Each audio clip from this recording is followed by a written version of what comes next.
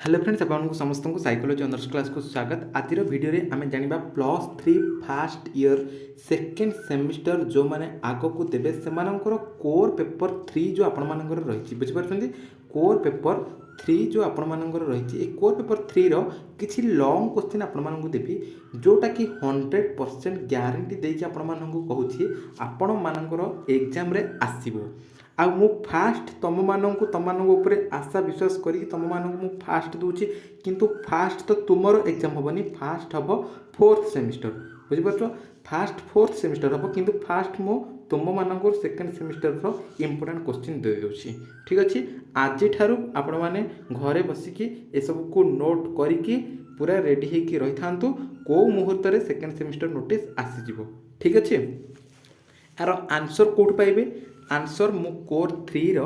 Video किछि upload वर्तमान करी नाही। ए वीडियो को मु देखिबी आपण माने केते मात्रा रे देखुचंती कोन नै मु देखिकी तापरे आपण मानक पई मु वीडियो अपलोड करिवि। ठीक अछि तो फास्ट क्वेश्चन जदि देखिबा फास्ट क्वेश्चन आपण मानकर लॉन्ग क्वेश्चन आसुछि कोन ना आमर कोर पेपर 3 कथा कहूँ बुझीपार कोर 3 कथा कहूँ 4 रो तो ऑलरेडी वीडियो तुम अपलोड कर दी कोर पेपर 3 कथा कहूँ जोटा कि आमर कौन ना बेसिक साइकोलॉजिकल प्रोसेस जो रही बुझीपार प्रथम क्वेश्चन तुम रमर सेंसरी रिसेप्टर रही बुझीपार सेंसरी रिसेप्टर केतेटा दुईटा सेंसरी रिसेप्टर गोटे हूँ कौन ईयर आ गोटे हूँ आई ये दुईटा मोस्ट इम्पोर्टेंट ईयर आउ आई बुझीपार चक्षु एवं कर्ण चक्षुर विभिन्न प्रकार रही कौन ना आमर मध्यकर्ण कर्णर आम जब देखा मध्यकर्ण अंतःकर्ण है तापर आमर आसला बाह्यकर्ण ए सब को तुम मेंशन करके नोट मु देदेवी केमती कौन लिखा हे से देदेवी सेमती आखिर मध्य रही है से सब मु नोट तुमको देदेवी किंतु इम्पोर्टेंट क्वेश्चन टोटाल उपरे है गोटे तुम कौन चक्षु एवं कर्ण जमती तुम क्वेश्चन आसो कौन ना चक्षुर गठन लेख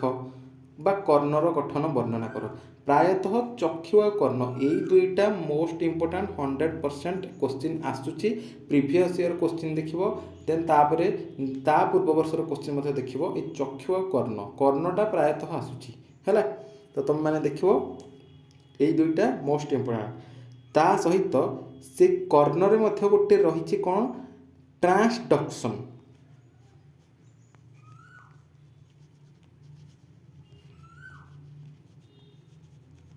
ट्रांसडक्शन बा आमे ताकू कहि परिबा कोन ध्वनि परागमन ध्वनि परागमन एटा मध्य गोटे लॉन्ग क्वेश्चन ओके एवं आहुरी मध्य क्वेश्चन रही कोन ना सेंसरी थ्रेशोल्ड तो आ गोटे क्वेश्चन तो मानू कहली ना सेंसरी थ्रेशोल्ड जोटा कि तार ओडिया होछि कोन संवेदी सीमारेख बा सेंसरी थ्रेशोल्ड कौन एटा गोटे क्वेश्चन तुम आसीपारे एवं ता सहित आउ गोटे क्वेश्चन होछि कौन सेंसरी आडाप्शन सेंसरी थ्रेशोल्ड गोटे सेंसरी आडाप्शन जोटा सेटा होछि कौन ना संवेदी उपयोजन बा प्रतियोजन मध्य आमे कहि परिबा बुझिपारल क्वेश्चन कौन कौन तुम मानक कहले बर्तमान जानि पारल गोटे है तुम आय बा ईयर चक्षु आय गोटे है चक्षु तापर तुम कहली ईयर हूँ कौन कर्ण तापर तुम आसला हारी ट्रांसडक्शन जोटा कि ध्वनि परागमन ता सहित सेंसरी थ्रेशोल्ड सेंसरी थ्रेशोल्ड आसला संवेदी सीमारेख आडाप्शन आसला उपयोजन बा प्रतियोजन बुझिपार फास्ट यूनिट बर्तमान कंप्लीट आउ किछि पढ़िबनी तुमको किए कौन कहला कौन नहीं जदि अन्य माने तुमको किए गाइड करुथे भल कथा तुम मैंने से कथा को जदि मानिकी माने पढ़ापढ़ी कल तो बेटर किंतु जदि तुम मैंने आमर ये चैनल को फॉलो करुछ निश्चित भाव में मु जो 4टा क्वेश्चन आपण मानक देली से 4टा 5टा आपण माने पढ़िबे आ बिल्कुल किछि पढ़िबेनी बही रे कौन देछ अभ्यास फभ्यास से सब को बिल्कुल देखिए जो चार्टा कहली से चार्टा ही आपने पढ़े फास्ट सेमिस्टर आपने जानी सारी आम चैनल सहित जब जोड़ी थे निश्चित भाव में आपने जापारे जहाँ इंपोर्टाट क्वेश्चन आपको से सब आपर क्वेश्चन आसाला ठीक अच्छे। बर्तमान आम जाना सेकेंड यूनिट कौन कौन आम इंपोर्टाट लॉन्ग क्वेश्चन ठीक अच्छे। देख तुमको सेकेंड यूनिट रु मात्र 3टा क्वेश्चन दूची यही 3टा क्वेश्चन को तुमने पढ़ो अन्य किसी आउ पढ़ोनी लॉन्ग क्वेश्चन यांत्रिक प्रशमन आम से कार्य साधक प्रशमन बोली कहीपर तार प्रकृति आम केमी व्यवहार करवा मुझे नोट देदेवी है नोट देदेवी तुमको केमी लिखा कौन कौन तुमको सब कहीदेवी वीडियो आनीदेवी तुम केवल मुझे कहीदे गोटे क्वेश्चन यांत्रिक प्रशमन आम यहाँ कहीपर कार्य साधक प्रशमन ठीक अच्छे। एवं नेक्स्ट जदि आम देखा पर्यवेक्षणात्मक शिक्षण जोटा कि तुम ऑब्जर्वेशनल लर्निंग एवं आउ गोटे क्वेश्चन हूँ शास्त्रीय प्रशमन आम कहीपर क्लासिकल कंडीशनिंग बुझिपार यांत्रिक प्रशमन इंस्ट्रुमेंटाल कंडीशनिंग आम कार्य साधक प्रशमन बोली कहीपर से ऑपरेंट कंडीशनिंग बोली कहीपर ठीक अच्छे। यांत्रिक बा कार्य साधक प्रशमन इंस्ट्रुमेंटाल और ऑपरेंट कंडीशनिंग नेक्स्ट आसला पर्यवेक्षणात्मक शिक्षण ऑब्जर्वेशनल लर्निंग नेक्स्ट आसला शास्त्रीय प्रशमन आम कहीपर क्लासिकल कंडीशनिंग यही 3टा हूँ तुम सेकेंड यूनिट्र आउ कि पढ़ा दरकार ना यही 3टा पढ़ी तुम आराम से क्वेश्चन आसो मु नोट दे दी तुमने नोट कर पढ़ एग्जाम जाकि लिख ठीक अच्छे। सेकेंड यूनिट सरीगला सब एतिक बड़ू लिखिकी रखिदे था कौन कौन तुमको इंपोर्टाट दूसरी आउ कि पढ़ा दरकार ना ओके। नेक्स्ट आमर थर्ड यूनिट जाना ठीक अच्छे थर्ड यूनिट्र आम कौन इंपोर्टाट थर्ड यूनिट लिखिकी सब रखिदे था नोट करके ओके। तो थर्ड यूनिट्रे आम देखा भाषा विकासर विभिन्न पर्याय मैं तार इंग्लीशटा ये लिखी ना ये माने जगह होनी मुझे कहीदे इंग्लीश जो मैंने भी एग्जाम दूसरी से इंपोर्टाट हम से सेयार करदेव है कि भाषा विकासर विभिन्न पर्याय अर्थ हूँ कौन स्टेजेस ऑफ लैंग्वेज डेवलपमेंट आ तुम कहूँ ओडिया एग्जाम देते इंग्लीश तार क्वेश्चन देखिए यहाँ बारंबार फोर्थ सेमिस्टर जो मैंने भी अच्छा से मुझे आरंभ कर कहूँ इंग्लीश रे तुम क्वेश्चन देखिकी जीव कारण ओडिया रे विभिन्न प्रकार आंसर माने शब्द बाहर तेणुक तुम इंग्लीशटा ही देखिकी जीव ओके। इंग्लीश रे क्वेश्चन मन रखी कौन देती भाषा विकास विभिन्न पर्याय तुमको ये देख भाषा विकास विभिन्न सोपान पर्याय जगह सोपान लिखी तो तुम से माने कन्फ्यूज हो जाओ तेणुक तार गोटे इंग्लीश हूँ कौन स्टेजेस ऑफ लैंग्वेज डेवलपमेंट यहाँ जब मन रखी तुम जान भाषा विकास विभिन्न पर्याय देती आम जहाँ पढ़ी लिखा बुझीपार तापर आसला भाषा विकास जटिल अवधि अर्थ कौन ना क्रिटिकल पीरियड है भाषा विकास